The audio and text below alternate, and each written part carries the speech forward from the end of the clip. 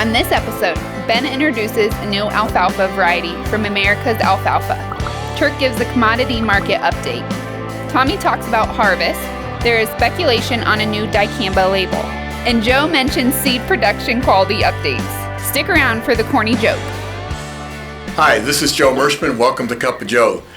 Episode number 12, Season 3. Today we have our regulars. We have Ben and Turk, and Tommy is remoting in, so we'll have him give his report from the fields. So, as always, we like to start with Ben. Ben? We have an exciting announcement for our Ameristan Alfalfa. One of our go-to checks that we've always been comfortable with for our conventional side has been our 427 TQ. That's the traffic-tested variety.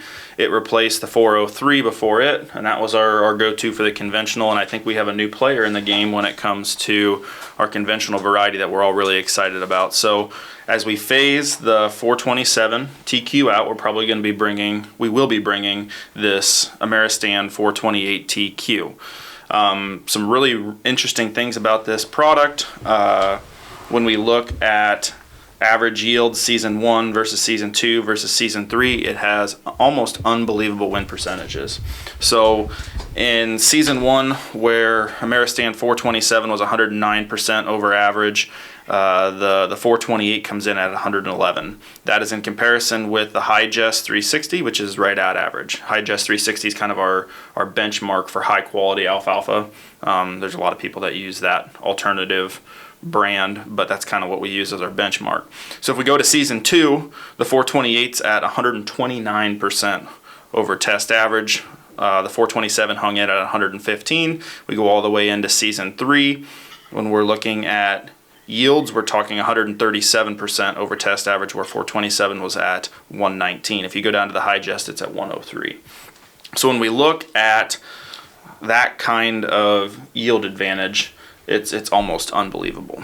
So we are extremely excited about bringing this new product in. It's going to blow the doors off of everything else in the industry when it comes to conventional alfalfa. One of the reasons that we believe it has this kind of yield potential and it has this high, very high NDFD scores and persistence out in the field is because it carries the most diverse Aphanomyces resistance to it. So not only is it highly resistant, it has a perfect score to race 1, 2, and 3 of Aphanomyces, where the 427 carried 2 races. It has high resistance to race 1 and 5. So it's got perfect to 1, 2, and 3, but highly resistant to anthracnose race 1 and 5. So yeah, I messed up right there. So it's race 1, 2, and 3 on Aphanomyces and anthracnose on race 1 and 5. So extremely high yielding, high quality product. The milk scores, I'm going to have Alex put up the attachment, which is about 4 or 5 pages here. But the 2020 milk per acre is in the 115% range, where the 427 was at 108. When we look at the Hyperforce 3400, it's at that average score. So we are really excited to be bringing the 428 TQ into our lineup. We're going to have decent supply of it for next year. I already put the order in for what we're thinking. We may sell of it. The 427 will be discounted a little bit in price, but we're going to have both of those options for a little bit lower price alfalfa versus the high quality. I mean, if I'm planting alfalfa in the spring of 2021, the 428 is definitely the direction I'm going. Sounds good, Ben. We always like to hear about new products, particularly in alfalfa, which is, the disease and persistence all ties together, doesn't it? You can't have persistent, high-yielding alfalfa unless you have good disease packages, and that Aphanomyces, that's critical when you're establishing your alfalfa, particularly when it's cool and wet in the spring, isn't it? Right, and that's the Achilles heel of alfalfa is too much moisture throughout the growing season, and that's what that's protecting. That's what you're getting your persistence out of. The other thing that I had really quick is our test plot data. Look forward to our test plot data probably being done in the next week or two, I hope, as things come in. The book's getting pretty thick. We got lots of good data in our test plot accumulation from this year, so I'm hoping in the next week or two we will have that book finished as the last of the plots come in. Yeah, I kind of previewed it last night, and there's some record yields in there, both on corn and soybeans. I mean, just tremendous. So it's going to give good direction. No surprises as far as I'm concerned, as far as which products came to the top. Right. Kind of answers the question on in the soybeans yield, doesn't it? Right. Yep. We have some fun extend checks in there. We have some really good company to company checks where we talked about in the past when we have equal representation. We can definitely hang in with the big dogs. The yield issue is really not an issue that should be talked about when you're selecting a soybean. You should be looking at what your limiting factor is as far as disease and focusing on that, and the yield will be there when you have that covered. So Right. if it's Phytophthora is your problem, or if it's sudden death, or if it's white mold, you better focus on that and not just look at the highest yielding product. That is correct. And if somebody does have a problem, we'd love to be able to help them solve the problem because we know it's not the soybean. Right. We'd love to be able to help them figure out what went wrong. It's a little late right now to try and do an autopsy, but many times we can find an answer. Right. When stuff's off by, we were talking about this before the show, when stuff's off by 10, 15, 20 bushels compared to the rest, there's a reason for that. Yep. And it's not necessarily the soybeans because all of these products are within 10, probably closer to 10% on a win scale ratio. So exciting stuff. Turk, you've been keeping an eye on the markets. $10, you can find it pretty easy right now, can't you? Yes, you can. It's still available. It's still out there on soybeans and corn. Corn's a really good profit. We're at profitable levels, I guess. And again, keep an eye on the markets and wheat. I mean, wheat took another jump this week, and the cold weather coming into Kansas, and with almost 50% of the Kansas wheat emerged in this freezing temperatures, and now snow predicted for coming in next week. It's the wheat market is heating up. Let's put it like that, and as opposed to getting cold where it's grown. So it is something to keep an eye on. We're at historic levels almost for wheat. So hadn't been this high in years and years. So if you're growing wheat, be looking at marketing opportunities. Yeah, I think we swept the floor this year to get that last customer covered on wheat.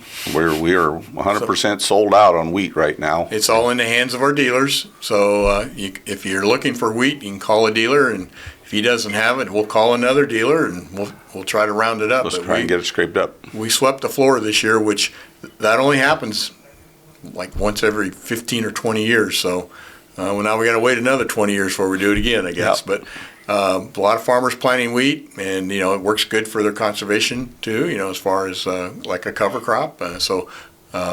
I think farmers are getting smart and diversifying the crop. It's great for limiting cyst nematodes too. There's just so many positive things about wheat. I always tell farmers I love wheat. That's my favorite crop because there's no technology agreement you have to sign and no tech payments that you have to pay. So it's a fun crop. And our people in the office like it too because there's no GPS reporting. That's either. right. So it's like the old days. When you bought something, you planted it, and away you go. So what do you think, Turk? Do you think this market is going to? When's the bubble going to pop? You know what I've always said that I like to take advantage of profitable prices whenever they present themselves, and we're there. Again, if somebody thinks that we're going to $6 corn and $15 soybeans, I don't see that happening at all. We are going to start having the conversation very shortly about next year's projected acreage in South America, how big's their crop going to be on soybeans, and El Nino and La Nina and all those other things that are going to start affecting the market. So as soon as this harvest is 90% complete, the focus turns to outside influences, not supply and demand. And so supply and demand is going to be still an important piece, but it's going to be other things that are going to be affecting it, the weather and everything else. So, well, it seems like the commodity markets on corn and soybeans have decoupled themselves from the energy. Before they seemed to be, if we had low oil prices, we had low corn, soybean prices, and it looks like we've kind of decoupled a little bit now.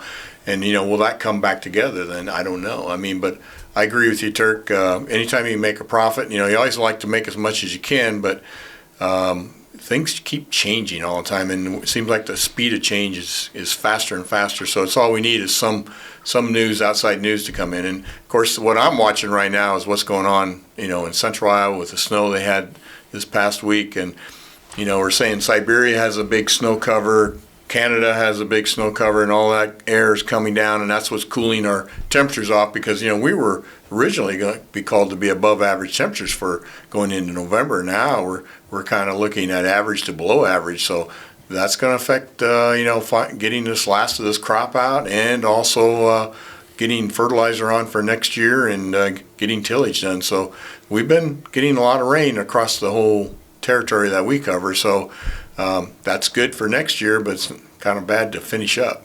I seen the forecast that next week it looks like the growing season is gonna come to an end across all areas of our sales territories. They're looking at mid-20s in many areas next week. Yep. So if any of you want a good weather forecast, be sure to sign up for John Felt's forecast. You can sign up off our website, and it can come to you daily. And then also the what I call the Saturday briefing gives you a really good feeling about what happened and what's going to happen. And John also will take emails from you and answer your personal questions, which is literally like having a weather forecaster on your payroll that you don't have to pay. So be sure to check out Mershmancy's John Felt's weather forecast, and we'll put a link up on this episode so that you can sign up because it's free, and if you decide you don't like it, you can opt out, but check it out.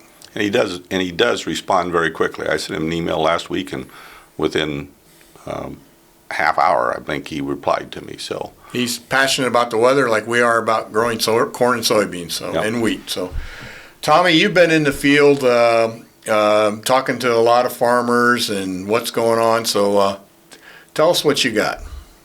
Yeah, a lot of farmers out here are talking about the 30-degree to 50-degree swings we're having in temperatures here these last few days of the week. So just some crazy weather out there, and I'm praying everybody gets safe or is safe with harvest and getting everything finished. But Joe and Turk and Ben here, I wanted to cover a little bit of corn harvest numbers as far as completions.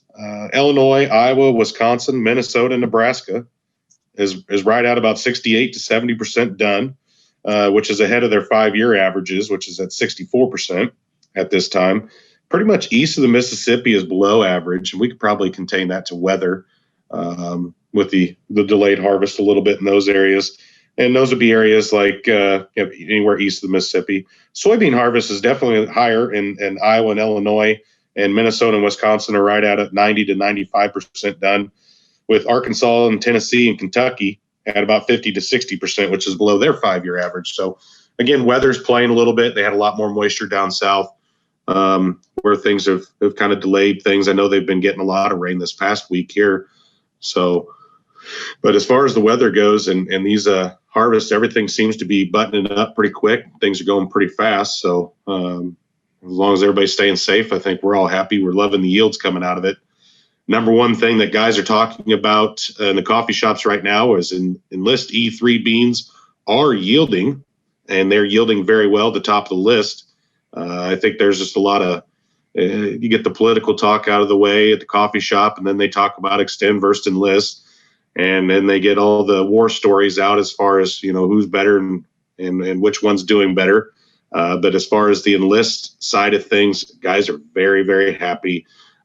They still talk about that Extend weed control thing, but with a lot of conversations they're saying at the end of this month, we're going to hear that Dicamba may be a pre-emerge herbicide, Joe.